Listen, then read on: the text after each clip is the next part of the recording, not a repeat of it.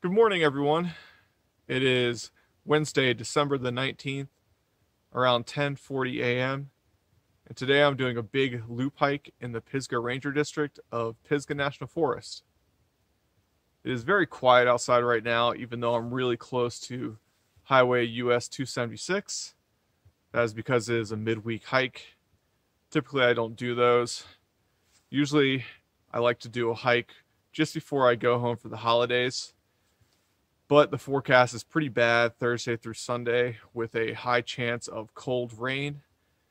And I decided to get some work done and take advantage of the last day of sunny forecast, clear skies, and not much wind. So I'm out here doing a few new trails on the east side of 276, just south of the Cradle of Forestry National Historic Site. This loop is roughly 12 miles or so, and I'm going to dub it the Black Mountain and Avery Creek Loop. So first I'm going to climb up to Rich Mountain and the Clawhammer Mountain Black Mountain Ridge line, which should have some views. It says Vista on the map. And I'm going to drop down to Avery Creek and hike up the creek. And there are two named waterfalls on Avery Creek. And then I have the option while I'm down there of doing some side trips to knock out some new trails for me, including, I think, Clawhammer Gap, and maybe hike up to Twin Falls, which is on Henry Branch, and something else. That's a pretty popular waterfall. It's just kind of a long-term goal of hiking all of the trails in the Pisgah Ranger District, which is the Pisgah 400 Challenge for the Carolina Mountain Club. It's very similar to the Smokies 900-mile challenge, but a little bit easier and a little bit closer to home for me.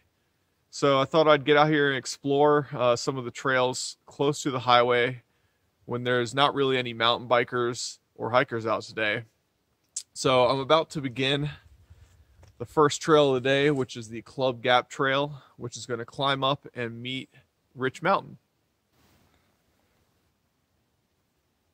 I am almost to Club Gap, a little bit behind schedule because I've had to break fresh trail, which surprised me because it snowed a week and a half ago. Snowed a lot here in the mountains, 1 to 2 feet, 34 inches up at Mount Mitchell. But it's been a week and a half, as I said, and we've had a few significant rainfalls, and plus the freeze-thaw cycle with higher temperatures. I thought this would be almost gone at this elevation, even though I'm facing north. I'm around 3,600 feet, but there's still a few inches of compacted ice on the trail at the moment, and it's probably going to be like that for most of the ridgeline hike coming up. And I did not throw my yak tracks in the car. I always forget to do that in the winter. Just keep a pair of yak tracks in the back seat. They would have come in handy today, but the bright side is I'm wearing brand new La Sportiva trail runners, so this is about as good as the grip is going to get for me on these shoes before I break them in. But I'm looking forward to getting up a little bit higher on top of the ridgeline and getting some better winter views.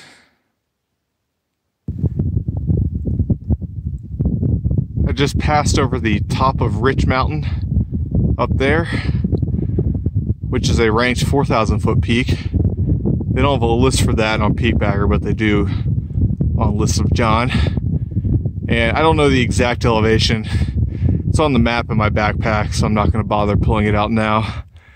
But this is a really nice, narrow ridgeline across the summit with big winter views on both sides. Really nice trail. I should have mentioned earlier that most of what I'm doing today is mixed use with mountain biking. And usually that means the grades are better and not as many rocks. And so far I'm enjoying it. And you can see my destination coming up through the trees, the ridge line that connects Clawhammer Mountain and Black Mountain. So it doesn't look too far away, but definitely gonna have to drop a bit down to this gap before climbing back up.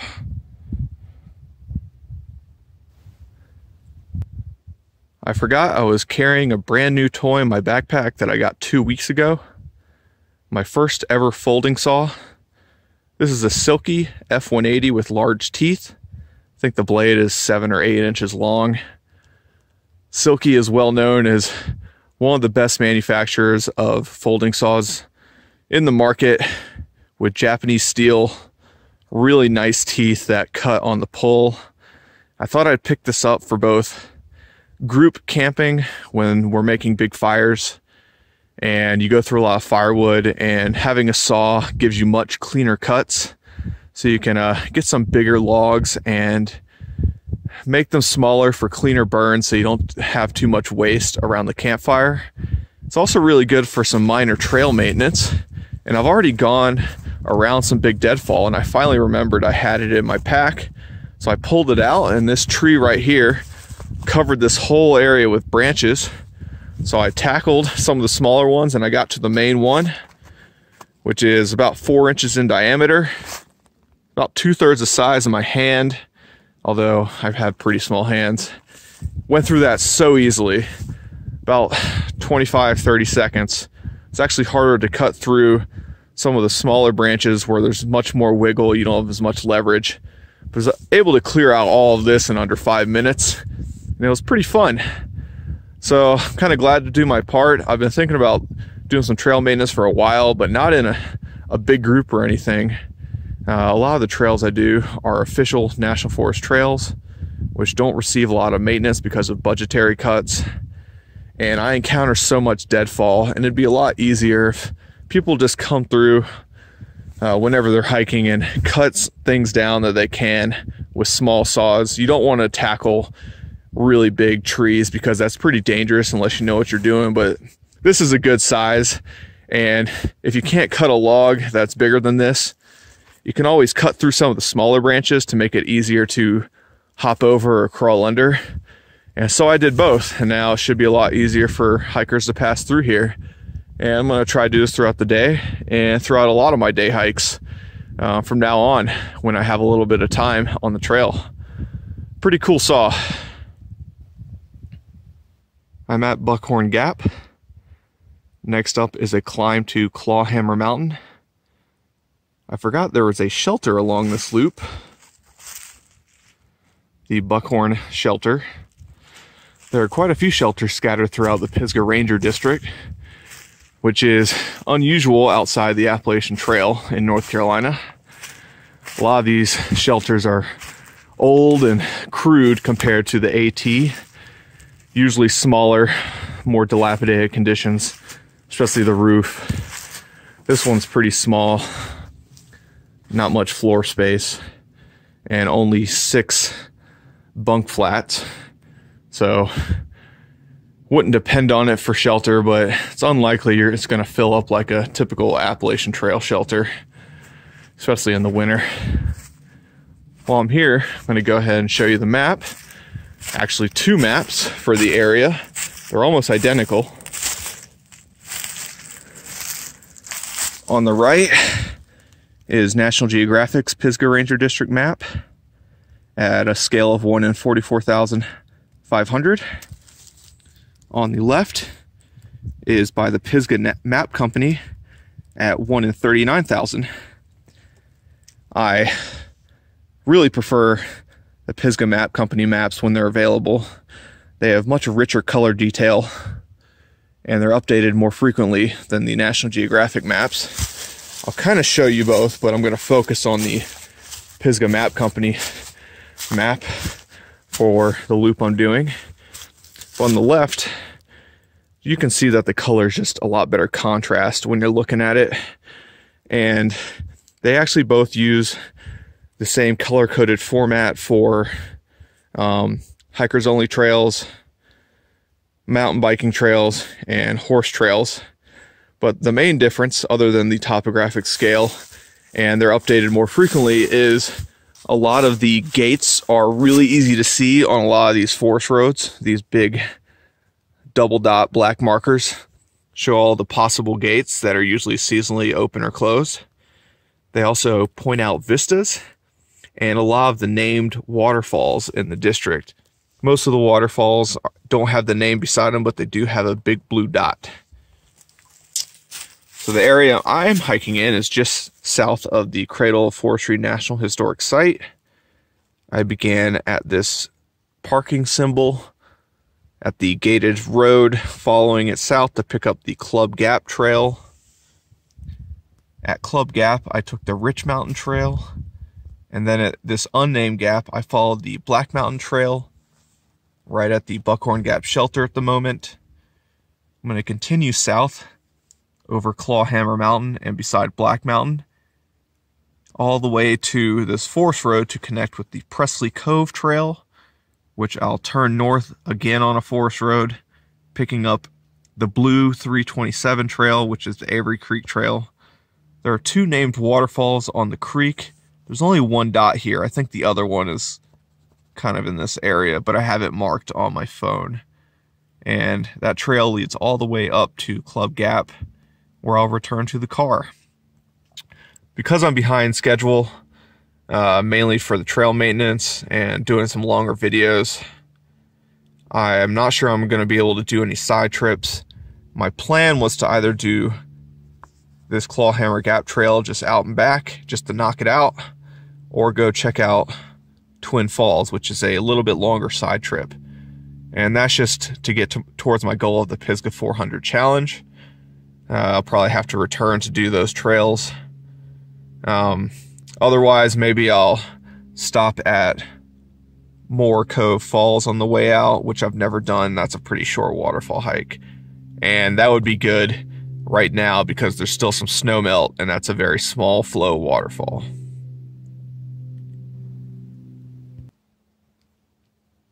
I believe this is the vista denoted on the map between Clawhammer and Black Mountain.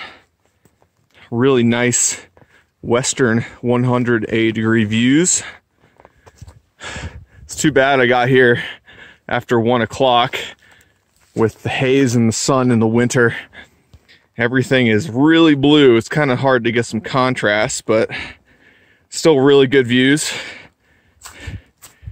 Towards the southwest, I believe those are the mountains along the South Carolina border. Directly across this valley, this is the Avery Creek watershed down here.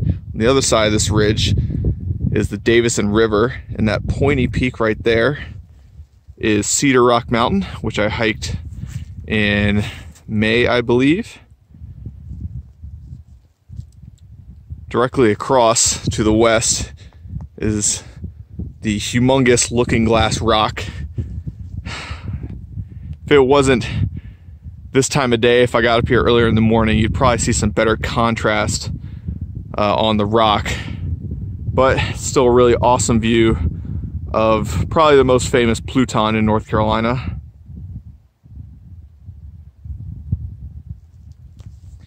In the distance there, I believe those are the peaks around Panthertown Valley. The one on the left is probably Toxaway Mountain.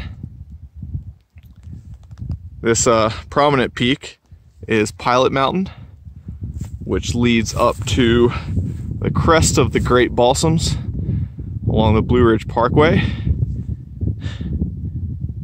This is Black Balsam Knob, this whole thing, which drops down to Tennant Mountain, then Ivester Gap, and then Grassy Cove Top, Flower Knob, and Shining Rock. And then further to the right are the Graveyard Fields and the beginnings of Pisgah Ridge, which connects to Shining Rock Ledge around this area. Really awesome views. Just to show you where I'm going to go next, I'm going to curl around and eventually make my way up through the gut here, up Avery Creek. Somewhere maybe right there or over there.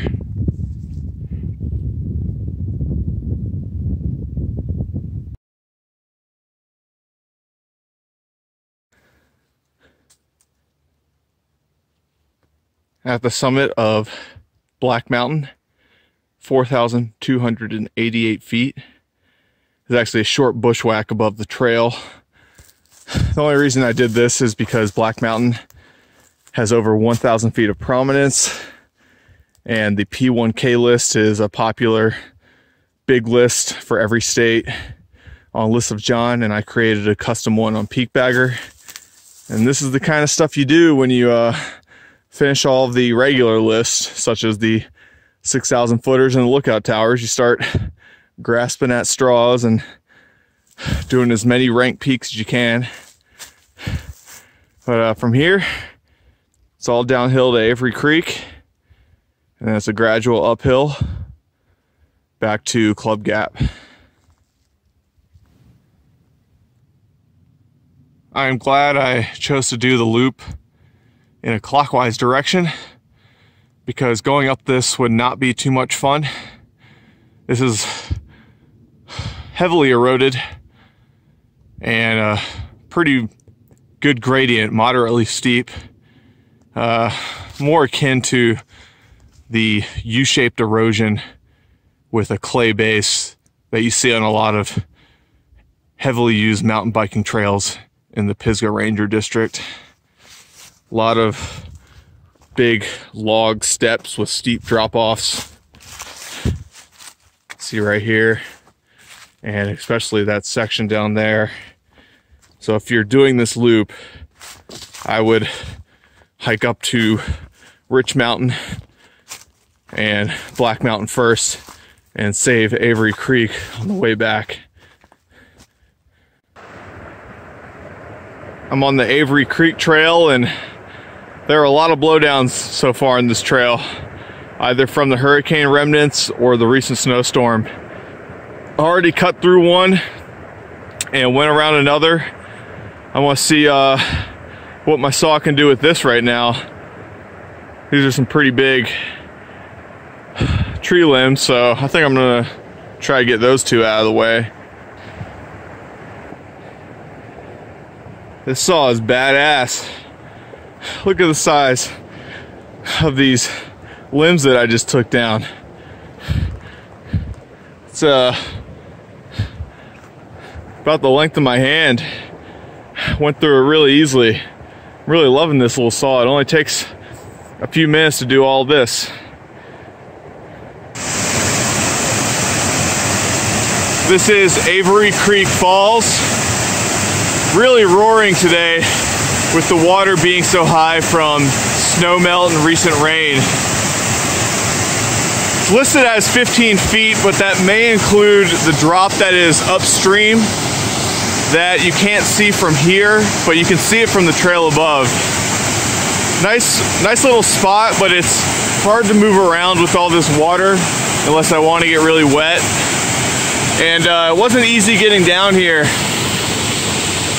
I think that whatever Scramble Path existed has been completely ruined by rain and deadfall, because the paths back there were incredibly muddy and steep and lots of rhododendron blowdowns on them. So it wasn't easy getting down 20-30 feet from the top. Avery Creek Falls from above. You can see how much deadfall is at the base of this. And then there's another 8-foot drop about 50 feet behind the main drop. Probably is a nice pool to swim in if the water was a little bit lower. Here's the Scramble Path. Leads right down beside the drop to these rocks. And if the water was lower, then you'd be able to walk to where I was without getting your feet wet.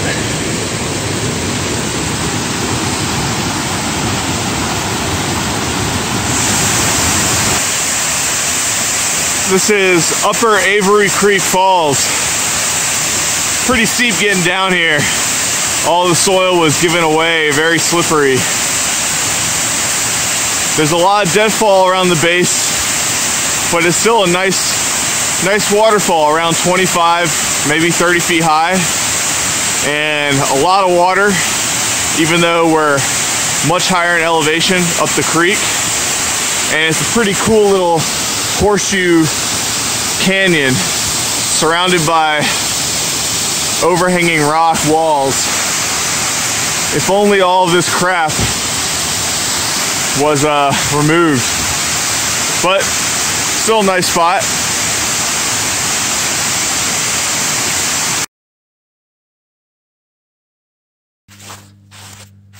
I just finished the Avery Creek Trail, and that was a tough finish there. I climbed between 900 and 1,000 feet from the creek to Club Gap.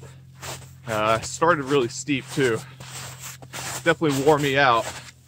But now I've passed through Club Gap and descending the trail back to the car. I think I have about 1.7 miles to go, but it's already 5:25 p.m. and this is one of the shortest days of the year, and the sun is already setting, so light is fading very quickly, and I'm gonna have to finish the hike by headlamp, I bet. So I'm gonna wrap up right now. It was a much tougher hike than I anticipated. My GPS is reading just over 13 miles, and it's probably gonna end up around 14 and a half. And I could have sworn what I drew on Cal Topo was closer to 12, so I don't know where I went wrong getting over 2 miles less than what I hiked today. And the elevation gain is probably around 3,500 feet. So it's a good loop, good day loop, good backpacking loop, a ton of great backpacking sites along Avery Creek. And the Buckhorn Gap Shelter is a really nice area to camp as well. But it was really slow going on the Avery Creek Trail. There was an insane amount of blowdowns. Like, I only showed you a few, and I had to crawl over, under, around, down and up, probably 50 or more, all the way through that trail. It was probably the most cluttered trail I've been on in many years, outside of some storms that have hit some wilderness areas. So I'm gonna notify the Ranger District that they should look into clearing that soon, because it is basically impassable for mountain bikers. And it's really tough for anyone to get to those waterfalls. It's pretty miserable. And I think I spent about 30-40 minutes just sawing away with this Silky F180. It's a great saw, but can only do so much damage with this blade length. I can only tackle logs with the diameter up to around 5 inches. And there's so much variety there that I would have needed a machete, a weed trimmer, and a chainsaw to effectively manage that trail. So I really hope the Forest Service tackles that, because it's a good trail otherwise. Lots of really nice creek crossings, 2 good waterfalls, some good swimming holes, some good campsites. So get on that, Pisgah Ranger District. Otherwise, really nice ridge lines along Rich Mountain and Black Mountain. Views were very good from that one spot from Black Mountain. Hoping there'd be more, but it's kind of what you expect in the Pisgah Ranger District south and east of the Blue Ridge Parkway at the low and mid elevations. You know, all you can hope for is one good view and a couple good waterfalls on any day hike for the most part. So I hope you enjoyed that. You know, consider doing this maybe after they cut some of those limbs. And I'll see you guys next time on the trail.